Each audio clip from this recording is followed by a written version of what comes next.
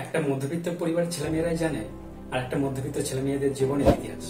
আমিও তোমাদের মতনই একটা অত্যন্ত মধ্যবিত্ত পরিবারের থেকে উঠে এসেছি, আর আজকে মধ্যবিত্তর মানে নিয়ে কিছু লাইন তোমাদের সাথে শেয়ার করবো। তো চলো ভিডিওটা শুরু করা যাক। মধ্যবিত্ত মানে মুখে হাসি নিয়ে শত কষ্ট সহ্য করে বলতে পারা আমি ভালো আছি। মধ্যবিত্ত মানে স্বাদ আছে কিন্তু সাধ্য নেই। টাকা জমিয়ে শখের জিনিসটা কিনতে পারা, সেটা যে কতটা আনন্দের সেটা একমাত্র মধ্যবিত্ত পরিবারের ছেলেমেয়েরাই জানে। মধ্যবিত্ত মানে দোকানের দামি জিনিসটা দেখতে পেয়েও না দেখার ভান করে এড়িয়ে চলে যাওয়া। মধ্যবিত্ত মানে পরিবারের সুখের জন্য নিজের ছোট ছোট স্বপ্নগুলোকেও বিসর্জন দিয়ে দেওয়া। মধ্যবিত্ত মানে পকেটে 10 টাকা থাকলেও সেটা দিয়ে খাবো নাকি হেঁটে না গিয়ে গাড়িতে যাব সেটার জন্য 10 মিনিট ভাবা।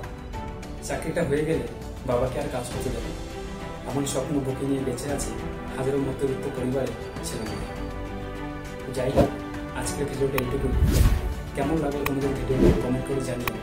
দেখা হচ্ছে নেক্সট ভিডিওতে।